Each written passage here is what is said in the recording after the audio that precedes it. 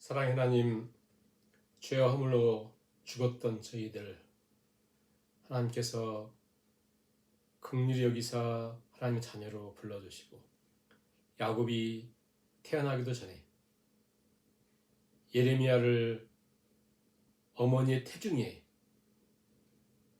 부르셨고 사도 바울의 고백처럼 내가 아직 태어나기도 전에 하나님께서 나를 부르셨고 구속하셨다 말씀하신 하나님,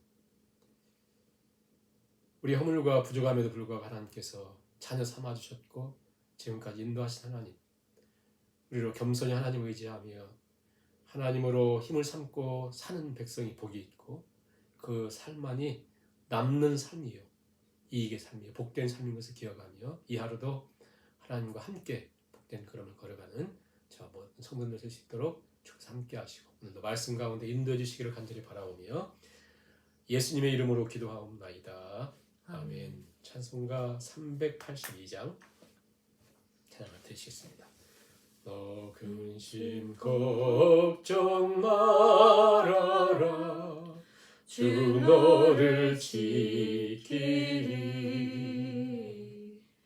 주 날개 밑에 거하라 주 너를 지키리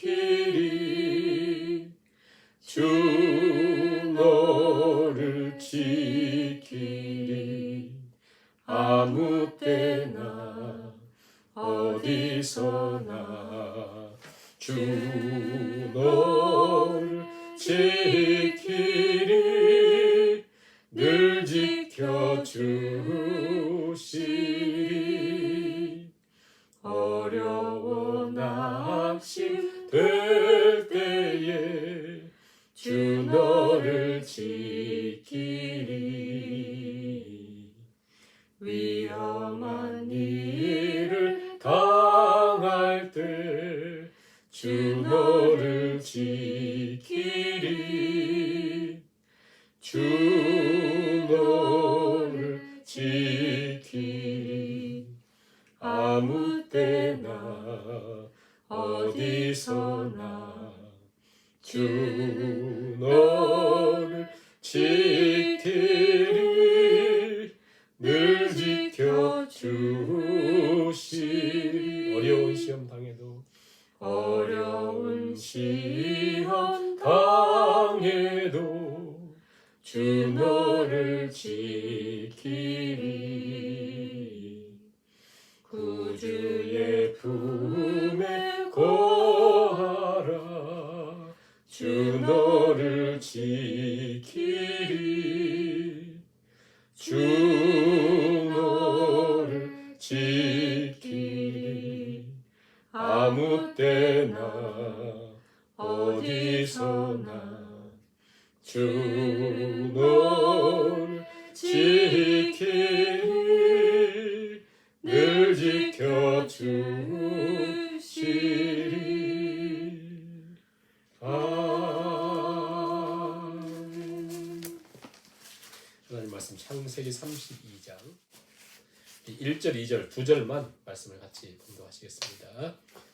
야곱이 길을 가는데 하나님의 사자들이 그를 만난지라 야곱이 그들을 볼 때에 이르기를 이는 하나님의 군대라 하고 그 땅 이름을 마하나임이라 하였더라. 아멘. 오늘은 우리가 창세기 32장 말씀을 묵상하도록 하겠습니다.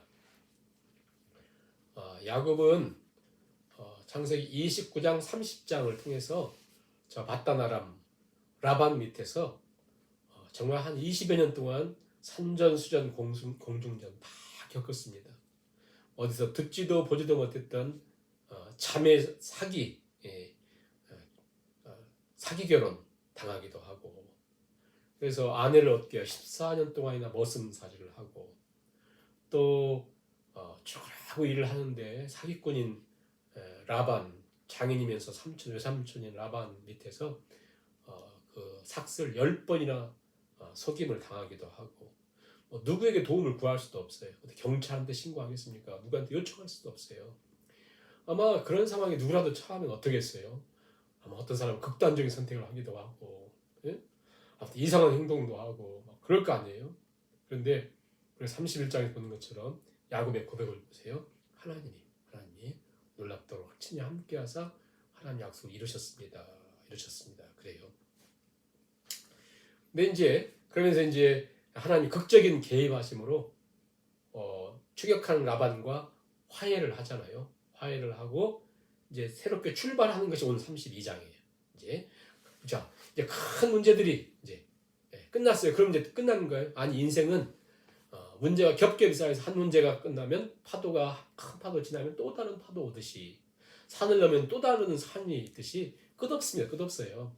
그런 것처럼 이제 라반과의 문제가 해결되니까 이제 뭐예요? 앞으로 가려고 보니까 형에 대한 문제가 다 있어요. 근데 먼저 하나님이 항상 문제 앞에는 먼저 하나님의 위로가 있거든요. 하나님이 힘을 주시는 거예요. 오늘 1절, 2절 읽은 것처럼 야곱이 이제 라반과의 관계가 회복된 다음에 라반은 집으로 돌아가고 자기는 이제 고향 땅을 향해 가는데 1절에 야곱이 가는데 하나님의 사자들이 나타났어요. 그래서 야곱이 뭐라고 하냐면 하나님의 군대라 그 땅 이름을 마하나임이라 마하나임 그러니까 군대 진영 두대 이럴 때 두대 마하나임 두대라 하나님의 군대가 있는 그러니까 이제 하나님의 군대를 경험했어요. 그럼 얼마나 담대합니까? 자, 하나님이 전전날 라반에게 나타나셔서 꿈에 너 죽어 건들면 그 얘기를 딱 듣고 이제 얼마나 담대했겠어요? 그래서 이제 모든 문제가 해결되고 라반은 가고 정말 막 담대할 거 아니에요? 그런데 하나님께서 또 여호와의 군대를 만나게 하시니까 이건 뭐 여호와의 군대를 이길 힘이 없잖아요. 너무 감격스럽죠? 그런데 이제 사람은 뭐냐면 그렇게 감격스러워도 그 현실의 문제 앞에 흔들리거든요. 가만히 있어봐. 내 형은 그래가지고 사람을 보내요. 사람을 보내서 20년 지났으면 이제 형 에서도 많이 풀려졌겠지 하고 보냈어요. 보냈더니 돌아와서 그들이 뭐라고 하냐면 사람들이 돌아와서 한 얘기가 6절 같이 읽어볼까요? 사자들이 야곱에게 돌아와 이르되 우리가 주인의 형 에서에게 이른즉 그가 400명을 거느리고 주님 만나려 온대요. 400명. 자, 군사 400명을 데리고 에서가 오고 있다는 거예요. 자, 엄청 하나님을 고백했죠. 31장에서. 그리고 라반에 나타나서 하나님이 문제를 해결해 주셨죠. 그리고 조금 전에 마하나임 하나님의 군대도 봤죠. 하나님의 사자도 만났죠. 그런데 저 에서가 400명의 군대를 데리고 온대요. 여러분 같은 어떻게 했어요? 왜 그 400명? 난 하나님의 군대를 본 사람, 하나님 군대가 있는데. 여러분 이 세상에 애굽 군대 그렇게 강력한 군대, 예? 또 저 블레셋의 골리앗과 같은 그 무시무시한 군대, 거인들, 또 바벨론, 아수르 그 무시무시한 군대들 있어도 다 망했어요. 왜? 하나님의 군대를 이길 군대는 없거든요. 그런데 이 여전히 사기꾼적인 기질이 있는 이 야곱은요, 갑자기 두렵고 막막하고 그 반응을 보세요. 400명 데리고 옵니다. 6절에 그 사자가 그 일꾼들이 고백하니까 7절에 야곱이 심히 두렵고 답답하여. 야곱이 심히 두렵고 답답하여 두 떼로 나눴다. 아까 그 마하나임이라 하나님의 군대 두 떼를 얘기하거든요. 근데 이제 자기 떼를 두로 나눠요. 이게 야곱이 이게 그렇게 변했음에도 불구하고 그 안에 인간적인 야곱의 모습을 아직 갖고 있는 거예요. 그래가지고 두 떼로 나눠요. 두 떼로 나눠서 두 떼를 딱 나눠가지고 이렇게 두 떼를 딱 나눠요. 나눠가지고 한 떼를 먼저 보냅니다. 그리고 그 다음 떼 있고 그 다음 자기는 저 뒤쪽에 있으면서 에서가 이 한 떼를 치면 여기 도망가겠다는 거예요. 그렇게 두 떼를 나눠요. 응? 8절에 보면 이르되 에서가 와서 한 떼를 치면 남은 떼는 피하리라. 그러면서 이제 그렇게 머리를 쓰면서도 야곱이 3번 정도 긴 기도를 하거든요. 베델에서 기도, 그 다음에 야복강가에서의 기도, 그 있고 그 다음에 지금 마하나임 여기서 이제 기도가 있거든요. 가장 긴 것이 지금 기도하는 게 기도. 그래서 9절부터 12절 보시면 쭉 기도를 해요. 뭐라고 기도가 하냐면 9절은 한마디로 나의 내 할아버지 아버지의 하나님 고향으로 돌아가라고 해서 돌아갑니다. 그렇죠? 두 번째 10절 저는 모든 것을 감당할 수도 없는 연약한 자입니다. 두 번째. 그리고 세 번째는 간구하오니 형의 손에서 나를 지켜주세요. 그렇게 기도를 하는 거예요. 길게 기도했는데 아무튼 요약을 하자면 그렇게 기도를 해요. 자, 기도를 하고도 이 야곱의 그 야곱이 뭐예요? 그 야곱이 뭐죠? 움켜진다. 사기꾼, 거짓말쟁이, 사기꾼, 한마디로 사기꾼. 그걸 놓치를 못해요. 그게 안 없어져요. 기도도 하고 하나님 군대도 만나고 했음에도 불구하고 다시 머리를 쓰는 거예요. 그래가지고 그때를 딱 이렇게 나눠가지고는 형한테 잘 보여야지 해가지고 이 그 뇌물이 어마어마한 양을 이렇게 딱 준비를 해놨어요. 13절 보시면 야곱이 거기서 밤을 지내고 소위 중에서 형 에서를 위하여 예물을 택하는데요. 자, 한번 산수를 한번 해보세요. 몇 마리인지. 자, 암양에서 200, 수양에서 20, 다 합쳐보세요. 220, 암양이 200, 수양이 20, 낙타 30, 암소 40, 황소 10, 암낙이 20, 그 새끼낙이 10. 몇 마리 정도 됩니까? 550마리. 어마어마한 뇌물을, 이것은 보통 무슨 왕들이나 준비할 수 있는 뇌물을 잔머리 굴리면서 형을 위해서 딱 이렇게 준비를 한 거예요. 준비해서 이제 형의 마음을 이렇게 어루만지려고, 자기 살려고요. 그렇게 한 것이죠. 다 이렇게 준비를 합니다. 이렇게 준비를 하고는 이제 가고 있어요. 가지고 이제 그것을 이제 이렇게 있으면서 자기는 건너지도 못하고, 21절 보세요. 그 예물들, 준비했던 예물들은 이렇게 앞서 보내고 무리 가운데 밤을 지내다가 밤에 일어나서 두 아내와 두 여종과 11아들을 인도하여 야복난을 건널새 그들을 인도하여 시내를 건너게 하며 그의 소유도 건너게 하고 야곱은 홀로 남았어요. 혼자 남았어요. 아무튼 야곱은 끝까지 이제 마지막 단계에 혼자 남았어요. 그러면서 하나님의 사자와 씨름을 합니다. 어떤 사람이 날이 새도록 야곱과 씨름했다. 야곱과 씨름했어요. 그래서 그것에서 이제 씨름하는 거예요. 어디에서요? 야복강에서. 야복이라고 하는 뜻은 뭐냐면 비운다, 몽땅 쏟아버린다. 몽땅 쏟아버리는 거예요. 이것에서 몽땅 일차적으로 야곱은 아무튼 그 하나님의 사자와 씨름을 하는데, 하나님과 씨름을 하는데 막 아무튼 그때 이제 놔라 했더니 막 환도뼈 뗄 때까지, 환도뼈 부러질 때까지 막 잡고 있어요. 막 잡고 있어요. 그래서 그 유명한 26절 보세요. 26절에 그가 이르되 날이 새려하니 가게 하라. 야곱이 이르되 당신에게 축복하지 않으면 절대 못 갑니다. 절대 못 갑니다. 그랬더니 그 사람이 뭐라고 하냐면 네 일이 무엇이냐. 이게 가장 중요한 거예요. 네 일이 무엇이냐. 네 이름이 무엇이냐. 자, 이름이 몰라서 묻는 게 아니에요. 이 얘기는 뭐냐면 하나님 아담이 범죄했을 때 아담아 네가 어디 있느냐 그러잖아요. 아담이 어디 숨었는지 몰라서 묻는 게 아니에요. 네가 지금 영적인 위치가 어디 있느냐. 네? 그렇죠? 가인에게도 네 아우가 어디 있느냐. 아우가 죽었거든요. 하나님 몰라서 묻는 게 아니잖아요. 네가 지금 어떤 상태에 있느냐. 그런 거지 않아요? 왜 야곱에게 네 이름이 무엇이냐 물어보겠어요? 네 이름이 무엇이냐? 네 자신 누구냐? 그거예요. 네가 누구냐? 야곱은 지나간 20년 동안 바다나라면서 정말 많은 연단도 받고 훈련도 했지만 처음으로 진정한 자기 자신을 증명하게 된 거예요. 이게 가장 중요한. 하나님의 사자가 하나님 묻는 네 이름이 무엇이냐? 네 이름이 무엇이냐? 너 누군데? 너 진짜 누군데?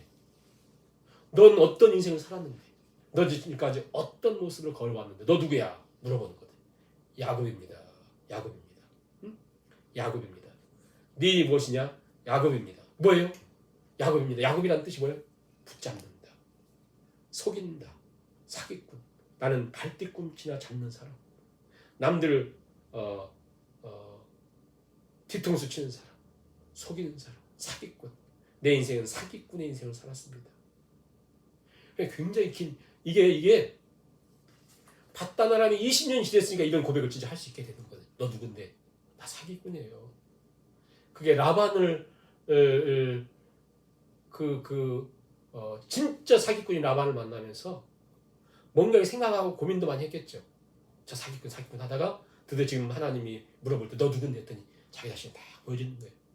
나 사기꾼입니다. 나 속이는 자요 사기꾼으로 살아왔습니다. 네. 수십 년이 걸리는 거예요. 다 이렇게 살아왔습니다. 네.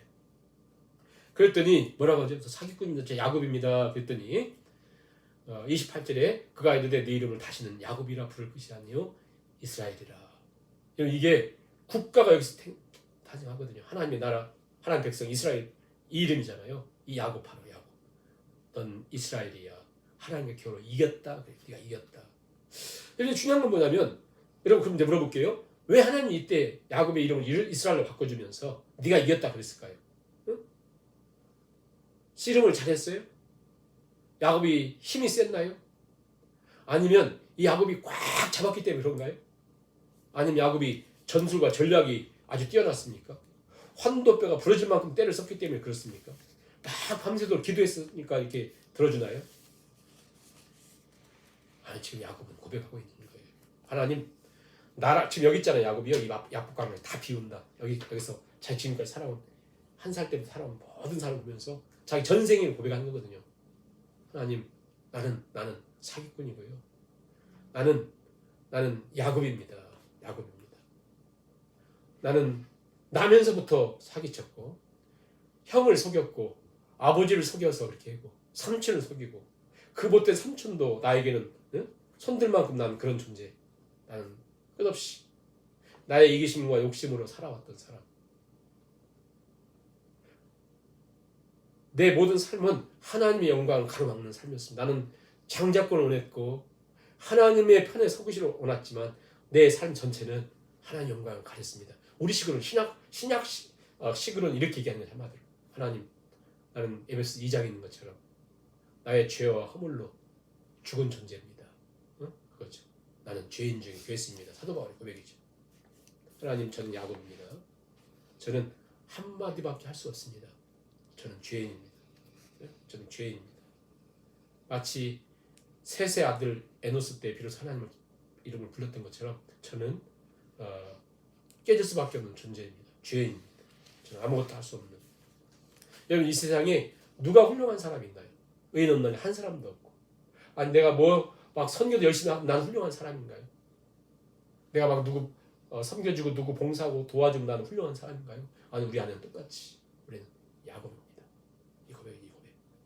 이게 굉장히 중요한 거예요. 네 이름이 무엇이냐? 나는 야곱입니다. 네 이름은 이스라엘을 하라. 외적으로 보면요, 야곱은요 환도뼈가 끊어졌어요. 환도뼈를 쳤다는 게 뭐냐면 우리의 존재를 잊게 하는 이거거든요. 생식이 있게 하는 이거. 그래서 이제는 불구자거든요. 이겼다는 거예요. 왜요? 하나님 앞에 자기 자신의 철저한 죄인됨을 깨달았을 때 사도 바울 고백과 같이 죄인 중에 괴수임을 알게 되었을 때 그는 진정으로 그의 이름이 바뀌어지고 그는 이긴 자로 살게 되었다. 누가 이긴 자예요? 누가 승리자예요? 진정으로 자기 자신을 알고 오직 하나님의 힘으로 살아가는 사람. 그게 바로 이스라엘이잖아요. 이스라엘. 하나님의 힘으로 사는 사람. 내 힘으로 사는 것이 아니라. 그래서 전혀 그러니까 나라고 하는 존재 이렇게 있어요. 그런데 하나님의 힘으로 살아가는 존재가 되었어요. 이게 바로 우리의 정체거든요. 자, 이 정체를 우리 한 것 읽고 마치겠는데요. 저 이사야서 구약성경 보세요. 이걸 우리에게 가르쳐 줍니다. 이사야서 41장 구약성경 1017면에 있습니다. 굉장히 중요한 말씀이에요. 나는 야곱인데 이제 하나님으로 살아가는 존재, 그게 이스라엘이고 하나님의 능력을 사는 존재가 됩니다. 41장 13절 보세요. 13절. 이는 나 여호와 너의 하나님이 네 오른손을 붙들고 너에게 이르기를 두려워하지 말라. 내가 너를 도우리라 할 것임이니라. 버러지 같은 너 야곱아. 그렇죠. 야곱은 버러지죠. 버러지 같은 너 야곱아. 너희 이스라엘 사람들아. 이 야곱들이 아니라 이스라엘 사람들. 오늘 우리에게 말씀하는 거예요. 너 버러지 같은 너 야곱아. 이스라엘 사람들아 두려워하지 말라. 나 여호와가 말하노니 내가 너를 도울 것이라. 내 구속자는 이스라엘의 거룩한 이니라. 자, 무슨 얘기냐면 하나님이 야곱을 이스라엘을 우리를 이렇게 오른손에 붙드셨다는 거예요. 너는 누군데? 너는 버러지. 너는 야곱. 그런데 그걸 붙들어서 붙든 자가 누구냐? 이스라엘 거룩한 구속자니라. 너를 구속하니라. 창조주다. 그가 너를 붙들었기 때문에 너는 버러지인데 너는 버러지 야곱이고 너는 버러지 이스라엘인데 네 힘으로 살지 않고 너는 죄인됨을 철저히 깨닫고 하나님을 신뢰할 때 너는 어떤 존재가 돼요? 그 다음 절 나와 있어요. 그 다음 절 같이 읽습니다. 15절 보라 내가 너를 이가 날카로운 새 타작대로 삼으리니 내가 산들을 쳐서 부수기를 만들 것이며 작은 산들을 겨같이 그렇죠. 산도 다 무너뜨리는 무엇 때문에요? 무엇 때문에요? 우리를 붙드신 분이 하나님이시기 때문에 하나님으로 살아갈 때. 그래서 우리의 삶은 이거죠.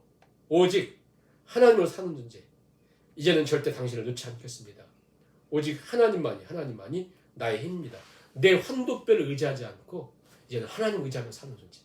우리 삶 속에 내가 의지하는 게 뭡니까? 건강, 물질, 내 환도뼈, 야곱, 이 모든 것을 다 약복강에서 다 뭐예요? 다 부서지고 다 텅 비우고 이제 하나님으로. 저와 성도님들이 철저히 하나님으로 채우고 하나님으로 살아가서 우리는 영적인 이스라엘이거든요. 하나님 역사를 이루는 저와 성도님들이 다 되실 수 있기를 주님의 이름으로 축원합니다. 아멘. 이 시간 말씀을 생각하며 같이 3, 4분 기도하시고 기도를 마치도록 하겠습니다.